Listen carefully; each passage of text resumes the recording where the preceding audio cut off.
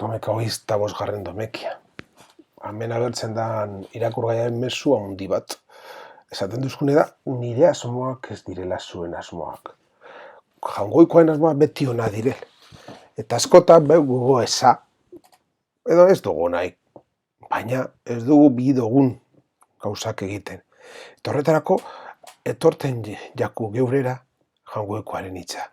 Jaungoikoaren hitza da, badakizue automobile berria horiek, gidatzeko laguntzaile daukala, eta gu lotan geratzen garenean, eta alde batera juten garenean, osta bere barrure. Hauze da geuretzat jaungoikoaren hitza. Honegaz, sakondu behar dugu jaungoikoaren maitasuna.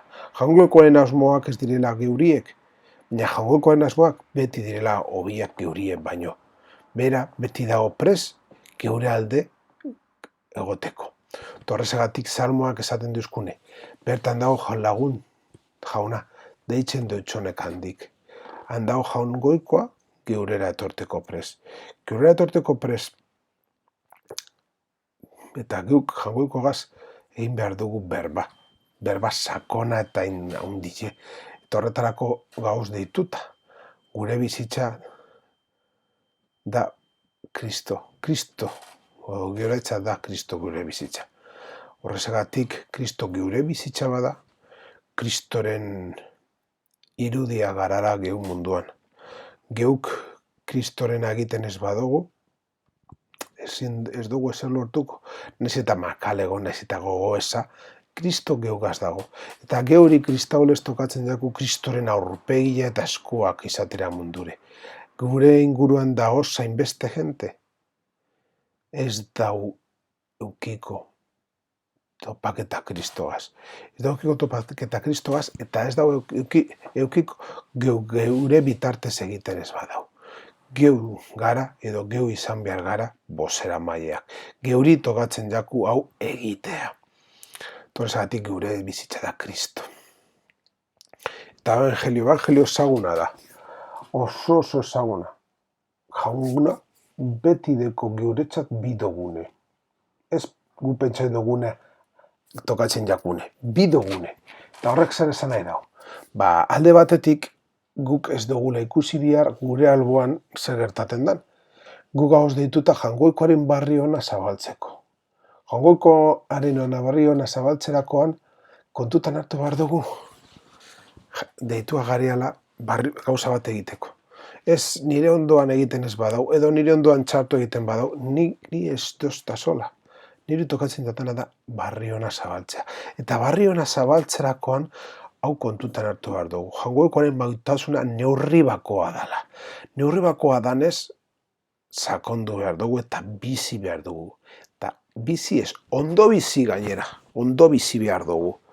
Horretarako, pentsau behar dugu, zer sariegaitik egiten dugu lan jaungoikoarentzat. Gauzak maitasuna gaitik egiten ditugunean ez dugu alderatzen beste batzuek itxiego edo kerrago egiten daben. Zoriontsua gara zerbitzareko eta danek behar dana izeteko atseginen. Beti merezi ez bada bebe. Bere familiako kide guztiei jaten ematen dutzen ama bezala. Egunero, epaitxu barik. Horrexegatik geuri tokatzen jagu albiste ona izatie. Eta askotan badakizue Jesusek paraboletan gaur lez egiten dau berba. Eta geuri betokatzen jaku gaur parabola bat entzutea. Zerbetako erreinua, zoriontxo eta pozik bizi ziren bi anaien antzekoa da. Jainkoak dizipulu egiteko deia jaso ben arte. Nagusiena eskuzabaltasunez erantzun eutzon jaungoikoari. Baina ikusi behar iban nola urratzen jakon bihotza. Familia alde batera utzite, urrunera joateko. Urrunera joateko laguntza motera. Bizitza gaztau ebanan, behartzuen zerbitzure. Herrialdearetan jasarpen piztu zan, eta horren ondorioz asilotu faltsutu akusau, eta azkeneran hiltera kondenau. Eta jaunak esan dutzon, oso ondo seme leial eta konplizizia. 1000 talenturen balio monde ustazu. 1000 milioi talenturekin zarituko zaitut. Zaradi ire jaungoikoaren posetan.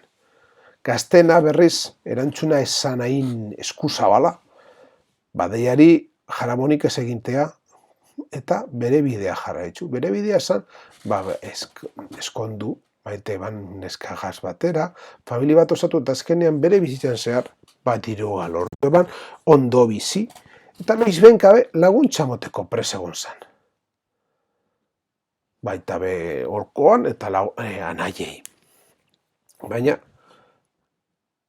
ordua iritsi jakonean jaunak esan etzon, oso ondo zerbitzari leialeta ditzua, hamer talentuko balio emonde ustazu, 1.000 milioi talenturekin zarituko zaitut, zan zaite zure jaunaren gozamenean.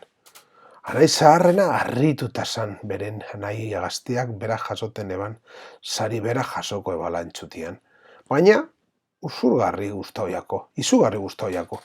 Eta esan eban, jauna, hau jakinda barriro jaio eta barriro bizi beharko baneu bezala, egin dodan gauza bera egingo neuke zeuregatik.